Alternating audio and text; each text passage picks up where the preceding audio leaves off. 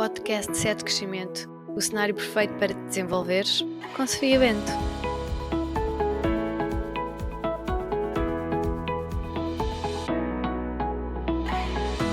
Olá, bem-vindos. O meu nome é Sofia Bento, sou psicóloga clínica e da saúde, coach e uma apaixonada pela área do desenvolvimento pessoal. Criei o podcast 7 Crescimento como um espaço para te ajudar a desenvolver inteligência emocional e autoconhecimento. O tema de hoje que vos trago é terapia. Foi um tema pedido por vocês há umas semanas no Instagram e acho importante vir aqui desmistificar algumas ideias que existem sobre o que é isto de fazer terapia e de ter acompanhamento psicológico. E porquê? Porque podemos ter uma ideia às vezes pouco clara do que é isto de um processo terapêutico e desta forma acabamos por evitar ou adiar a procura de ajuda quando existe algo que nos faz sofrer. Então, hoje aquilo que eu vos quero trazer é um episódio para que tu consigas esclarecer as tuas dúvidas e que te ajude a refletir. E como de costume, vou trazer-vos aqui uma história. Hoje vamos falar da Raquel. Depois vou clarificar alguns mitos, ou seja, aquilo que as pessoas acreditam que acontece em terapia versus aquilo que verdadeiramente acontece. E claro, vou responder às vossas perguntas. Então, vamos lá começar com a nossa história de hoje. A Raquel tem 27 anos e por vezes sente-se estranha. É como se algo se passasse, mas ela não sabe explicar do que é que se trata. Dá por si a pensar em coisas do passado ou de repente a ficar ansiosa com aquilo que gostaria que acontecesse no futuro. Tem dificuldade em estar no momento presente e em perceber o que quer da vida. Sente que os dias são todos iguais. A rotina é cansativa, mas por outro lado também não tem motivação para fazer coisas novas. Dizem que devia fazer algum tipo de desporto, mas aquilo que lhe apetece mesmo é ficar no sofá a comer um croissant de chocolate. Sempre que acontece alguma coisa que a deixa desconfortável, a Raquel manda os seus sentimentos e os seus pensamentos para debaixo do tapete e espera que ele desapareça como por magia. Ela acha que colocar lá as coisas lá bem no fundo faz com que elas não a perturbem, mas depois percebe que não é bem assim. Tem sempre ali alguma coisa a matutar na sua cabeça. A Raquel já se sente assim há algum tempo. Não tem grandes objetivos para o futuro porque tem medo de criar muitas expectativas e de se iludir. Deixa de fazer coisas que para si são importantes por medo de que possam correr mal. Tem medo de sonhar alto e que a queda seja grande. Ela partilhou isto com os seus pais e a sua mãe disse que talvez fosse ela falar com alguém, procurar um psicólogo. Mas o pai interrompeu e disse que ela não aparentava estar maluquinha, que não estava doente para isso. E que ele próprio já se tinha sentido assim e que não precisou de fazer nada de terapia, que isso era uma modernice e que ia acabar por passar com o tempo. A mãe insistiu e disse para ele parar de dizer parvoíces, que não tinha idade para parecer um velho do Restelo. Que conhecia muita gente que fazia terapia, que não era maluquinha e que isso as ajudava a sentirem-se melhor. A Raquel tinha vindo a ganhar consciência de que as suas estratégias não estavam a resultar. Ela tentava fazer o melhor que ela sabia para andar para a frente, mas sentia-se cansada, frustrada e perdida, porque não estava a resultar. Ela achava que fazer terapia era caro. Aquele dinheiro dava por umas férias ou para comprar roupa nova. Mas depois percebeu que o dinheiro que andava a gastar em médicos em busca de respostas por conta das dores musculares, das dores de estômago, das dores de cabeça ou em comida que usava para buscar algum tipo de prazer, ia dar ao mesmo. A Raquel percebeu que mais valia investir na sua saúde do que na sua doença. A Raquel decidiu procurar terapia e encontrou alguém que ia ao encontro das suas necessidades e preferências. Era na sua cidade, podia facilmente deslocar-se entre os horários de trabalho, o preço das sessões era algo que podia pagar, era um profissional com experiência nas dificuldades que ela tinha e escolheu também de uma orientação terapêutica que lhe pareceu mais conveniente após falar com diferentes terapeutas por telefone e pesquisar. Uma das coisas que fez a Raquel ter o clique de pedir ajuda profissional foi assistir às entrevistas do jornal Observador, a figuras públicas, como a Fátima Lopes, por exemplo, em que ela fala do burnout que teve, ou então a Maria Botelho Muniz, que fala do seu próprio processo de luto. Ouvir as histórias ajudou a Raquel a perceber que o sofrimento psicológico pode acontecer em qualquer pessoa e que isso não significa fraqueza. Quando sofremos, tendemos a achar que aquilo que sentimos só acontece a nós, que somos uma espécie de ETs com problemas, enquanto a vida dos outros nas redes sociais parece perfeita, mas na realidade podemos precisar de apoio em vários momentos da nossa vida. A Raquel chegou à sessão com receio de que a psicóloga não o fosse entender, porque nem ela mesma se entendia, ela não percebia o que é que estava a acontecer com ela. Ainda para mais, a psicóloga era uma pessoa desconhecida, só tinham falado uns momentos breves por telefone e apesar de ela ter sentido empatia com ela antes da sessão, ela achava estranho ir contar coisas da sua vida a alguém que nunca viu antes. Mas depois percebeu que é exatamente por não a conhecer que se sente confortável para o fazer. Sentia-se mais segura desta forma. Partilhou num local seguro o que a estava a incomodar e isso foi recebido sem julgamento, com empatia e percebeu que a psicóloga estava realmente a ouvir de uma forma ativa. Ao iniciar o processo, a Raquel explorou com a psicóloga o que ela sentia necessidade de trabalhar e definiram juntas objetivos para a terapia. A psicóloga questionava a Raquel muitas vezes como se sentia, o que pensava, o que tinha feito naquela situação. A Raquel anteriormente nem se apercebia dos pensamentos que lhe passavam pela cabeça. Com o tempo, foi conseguindo nomear as suas emoções, entender o que sentia, perceber padrões de comportamento, analisar as situações com outro olhar e expressar-se mais assertivamente quanto às suas próprias necessidades. Algumas vezes, a Raquel também se sentia assim meio perdida e questionava a psicóloga sobre o que ela devia fazer, ficando por vezes algo frustrada que a psicóloga não lhe dissesse tintim por tintim que caminho ela devia seguir. Foi percebendo que decidir sobre a sua própria vida e tomar decisões era um trabalho seu. A psicóloga tinha apenas como função fazer-lhe perguntas, ajudar a explorar as dúvidas e incertezas, mas não apontar uma direção. Fazer terapia ajudava a Raquel a tomar decisões de uma forma mais clara, consciente e informada. Em outros momentos, ela sentia-se impaciente. Ela queria ver progressos rápidos e chegava até mesmo a ficar frustrada consigo mesma por achar que não estava a progredir. Nesses momentos, a psicóloga ajudava a perceber todas as coisas que já tinha alcançado, as coisas que atualmente conseguia fazer e que há uns meses atrás quase que pareciam inalcançáveis. A psicóloga também nos explicou que se passamos anos a viver sob determinados padrões de comportamento, não é em 2 dias que alteramos isso, porque a nossa cabeça adora hábitos. Dessa forma, ela gasta menos energia e por isso é que é tão fácil nós voltarmos a comportamentos antigos, se não estivermos conscientes do que estamos a fazer. Fazer terapia tinha também dias difíceis, em que percebia que não era mais a pessoa de antes, mas também ainda não era a pessoa que ela queria ser. Andava naquele limbo. Parecia que lhe tinham puxado o tapete debaixo dos pés e que ficou meio zonza com as mudanças. Tinha dias que saía da sessão com dor de cabeça e que só se queria mesmo era deitar e descansar. A psicóloga explicou-lhe que acumulamos a tensão e os traumas no nosso corpo e quando finalmente começamos a falar sobre eles e a libertá-los, é normal que nos sintamos assim, cansados. E apesar de ter uma sensação desconfortável, ela ficou mais tranquila por perceber que era uma reação física e emocional expectável. Parte do processo terapêutico da Raquel era perceber como funcionava a sua mente, aprender novos conceitos, arranjar estratégias para lidar com o que estava a acontecer, e isso acontecia em conversa na terapia, através de um livro ou de um filme que a psicóloga recomendava, ou até em exercícios práticos para refletir em casa. Quando começou a ver os efeitos da terapia, a Raquel disse à psicóloga que se arrependia de não ter começado a procurar ajuda mais cedo, porque agora era tudo mais fácil e mais claro. A psicóloga explicou-lhe que cada pessoa leva o seu tempo, o tempo de cada um. Depois de iniciarem a terapia, há coisas que nos parecem que ficam muito óbvias, mas durante muito tempo não o foram. Tornar consciente é a parte mais importante, porque só desta forma abrimos espaço à mudança. A Raquel também tinha momentos em que se sentia resistente em mudar. Não percebia que a sua maneira de pensar e de agir por vezes a faziam sofrer ainda mais. Com o tempo foi percebendo que para evoluir, por vezes, temos de deixar para trás coisas que já não nos são úteis e que aparentemente, apesar de serem confortáveis, só porque as conhecemos, é tempo de dar um passo em frente. Esse passo, por vezes, pode parecer assustador, mas é aí que existe a diferença. Quando fazemos terapia, apesar de ter um processo individual, nós nunca estamos sozinhos. Temos sempre ali alguém disponível para nos acompanhar. É um trabalho conjunto. Antes de pedir ajuda, a Raquel achava que era fraca por precisar de alguém para ajudar a resolver as coisas, mas depois percebeu que a terapia é um grande ato de coragem e de amor próprio.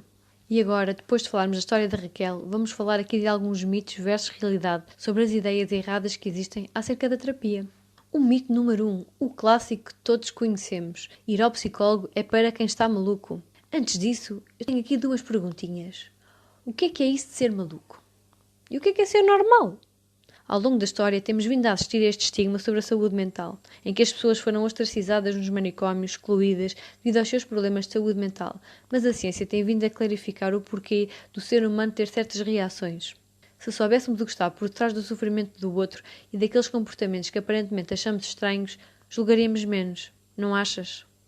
Podemos procurar terapia por diversas razões. Pode ser porque estamos descompensados, em crise, ou por conta de algo que nos aconteceu nos nossos relacionamentos, no nosso trabalho, connosco mesmos. Quando sentimos necessidade de nos conhecermos melhor, de percebermos o que acontece connosco, porque é que reagimos de certas formas e para descobrirmos como podemos nos sentir mais leves e desfrutar mais da vida. Por isso, não esperes por um momento de crise para iniciar terapia.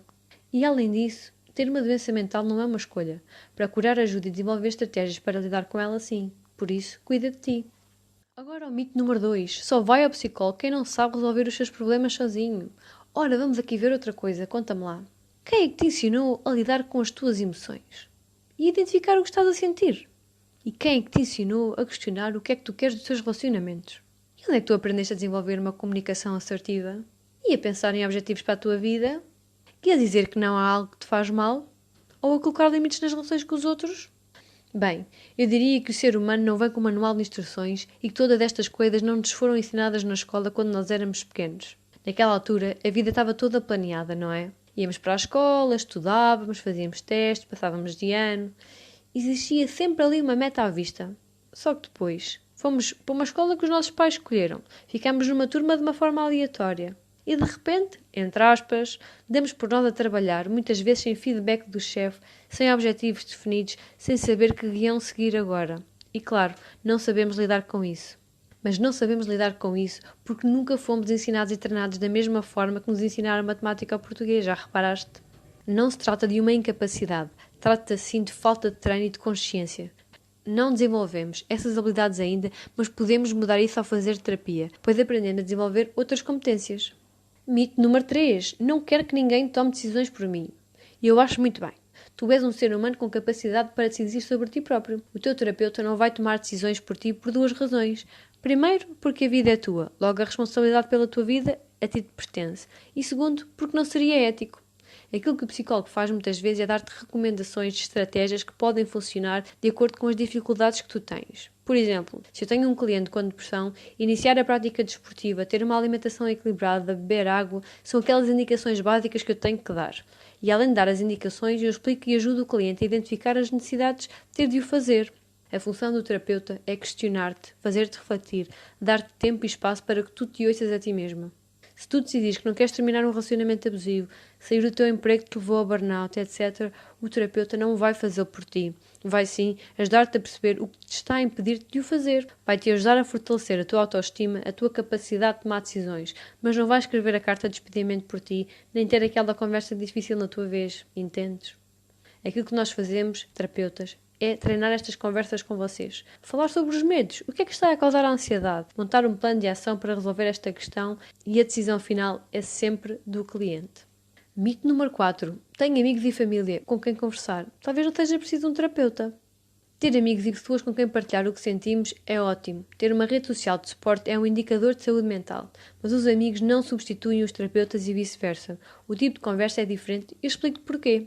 Os nossos amigos e familiares, por melhores pessoas que sejam e pela maior boa vontade que tenham, nem sempre sabem ouvir-nos de forma ativa. Interrompem-te, projetam os seus medos deles em ti e dizem coisas do género: eu quando despedi foi horrível, tu não te despeças, tu não faças o mesmo.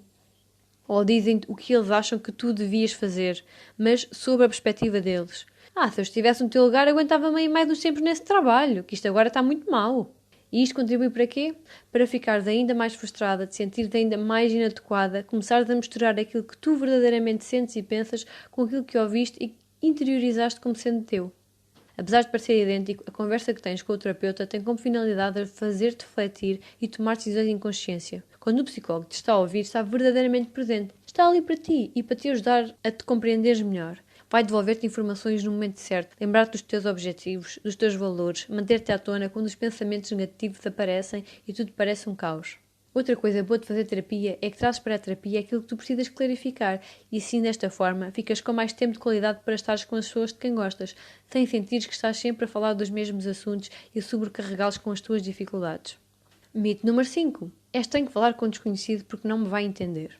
Pois, inicialmente este pode ser o pensamento, mas garanto que é muito mais fácil de fazê-lo com alguém que nós nunca vimos e que não sabemos nada. E sabes porquê? Porque aquela hora de sessão é tua, é para ti. O cliente é o mais importante. Podes falar livremente sobre o que te apetece, porque sabes que do outro lado não existe julgamento, nem uma expectativa sobre ti. Às vezes as pessoas dizem: isto que eu vou dizer até parece mal. Estou aqui a pensar uma coisa, mas não sei se vais perceber. Desculpa ter dito aquela asneira, saiu-me. Tenho vergonha, mas acho que é difícil falar sobre isto. E eu respondo sempre: então, mas nós não contamos isto ao nosso terapeuta, contamos a quem? É para isto mesmo que este processo serve, para pôr tudo cá para fora, mesmo que venha com medo e com vergonha.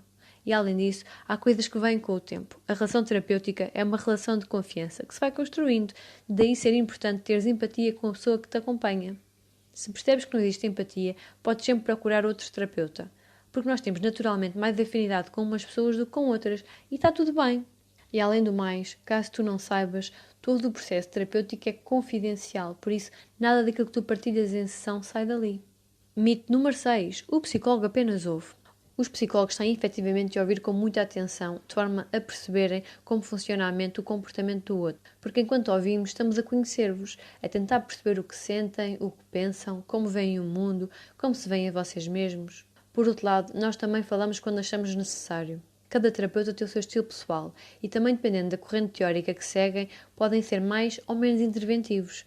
Quando nós falamos, quando nós nos ouvimos, nós estamos já em parte a curar-nos. É mesmo fundamental expressar o que sentimos e pensamos de forma a conseguirmos organizar-nos interiormente. Com a nossa psicóloga nós partilhamos coisas que por vezes nunca partilhamos com mais ninguém e dizemos coisas em voz alta que até tínhamos medo de expressar antes. Daí é tão importante o terapeuta dar tempo e espaço para o cliente falar e estarmos atentos àquilo que é dito. Mito número 7. Se o psicólogo não passou pela mesma situação do que eu, não me vai compreender nem poder ajudar. Aquilo que acontece em terapia é baseado na ciência, ou seja, são aplicadas técnicas que foram estudadas e que se percebeu serem efetivas em determinadas situações. Não se trata do psicólogo dar opinião pessoal sobre o assunto, e mesmo se tivesse passado pela mesma situação, o mais importante é perceber como cada pessoa significou aquele acontecimento. As pessoas vivem desafios de forma diferente, têm necessidades diferentes e cada caso é um caso. Existem manuais, livros, programas pelos quais os psicólogos orientam o seu trabalho e não têm provado a sua experiência pessoal. E agora que já esclarecemos estes mitos, eu venho esclarecer aqui outras dúvidas que vocês colocaram lá no Instagram. Vamos então ao nosso quadro de perguntas. Primeira pergunta: qual a diferença entre a psicologia e o coaching? Então, a psicologia é uma ciência e um psicólogo tem uma formação base de 5 anos. E, além disso, é regulada em Portugal pela Ordem dos Psicólogos Portugueses, que garante que tudo é feito de forma ética e responsável. Os psicólogos são então especialistas em saúde mental e desenvolvimento pessoal. São os únicos que estão habilitados a tratar trauma, depressão, burnout, ansiedade, etc.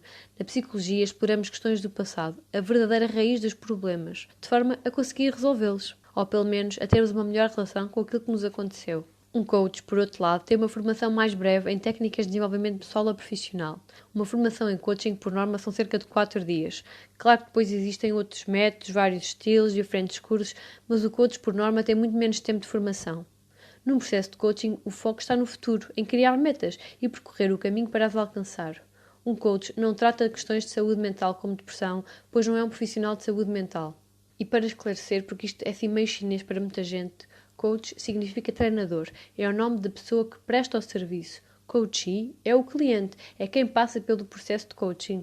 E coaching é o nome do processo de desenvolvimento pessoal ou profissional. Muitas vezes as pessoas querem fazer coaching para ter objetivos, mas existem ali algumas questões de saúde mental que não vão facilitar o processo. Então, por vezes, precisamos de fazer terapia antes de conseguirmos passar por um processo de coaching.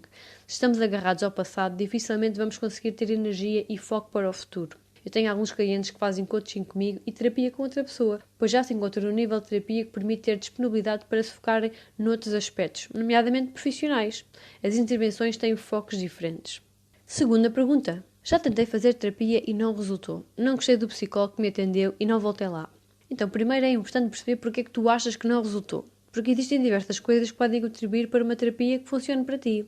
A primeira é a abordagem teórica, ou seja, na psicologia existem diversas abordagens. Quando tu procuras um psicólogo, deves tentar perceber se aquela abordagem faz sentido para ti.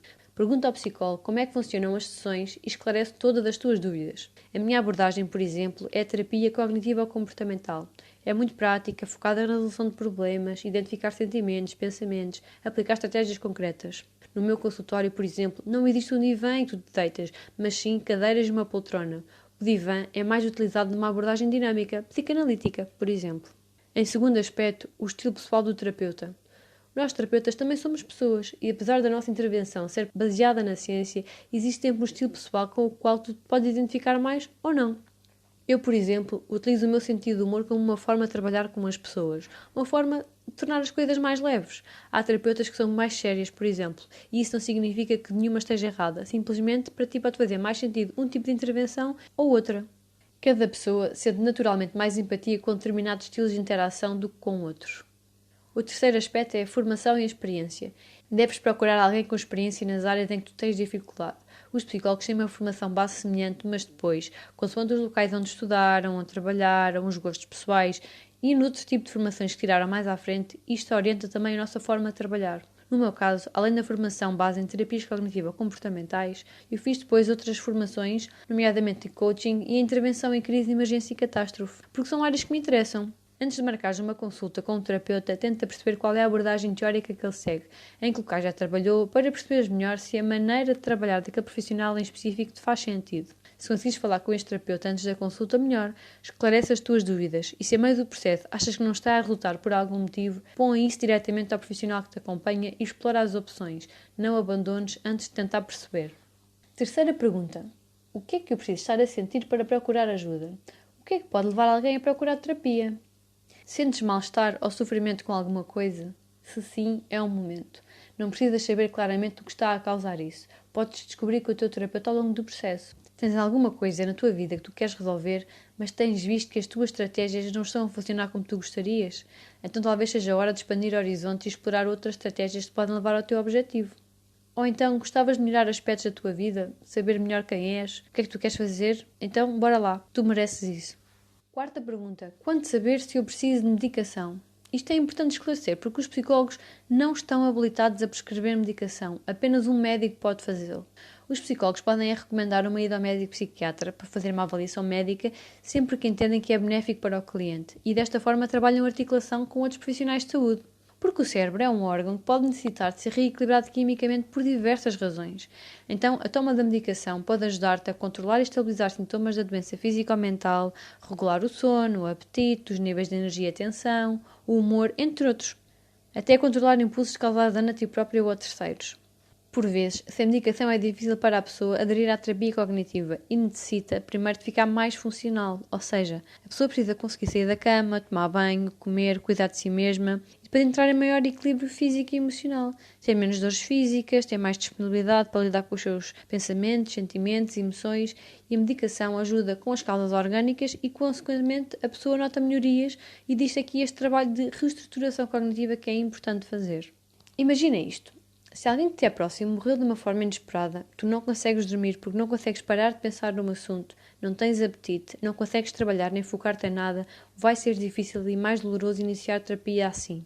Falar sobre o assunto e as tuas necessidades básicas, como dormir, não estão asseguradas, é mais difícil. O teu corpo precisa mesmo de ajuda para voltar ao seu equilíbrio, para dar espaço, para ter disponibilidade emocional para avançar.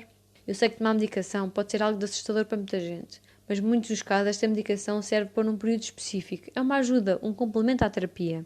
Enquanto profissional de saúde, eu não acredito na toma da medicação psiquiátrica sem idas à terapia. Isto tem de ser complementar. Então, se eu tomo um comprimido para me ajudar fisicamente a sentir menos ansiedade, mas se eu não entendo o que é que me deixa ansiosa, se eu não desenvolvo estratégias para enfrentar, se eu não faço mudanças na minha vida, nas minhas rotinas, na minha alimentação, efetivamente nós podemos andar mais calmos, mas o problema não está resolvido, apenas foi amenizado.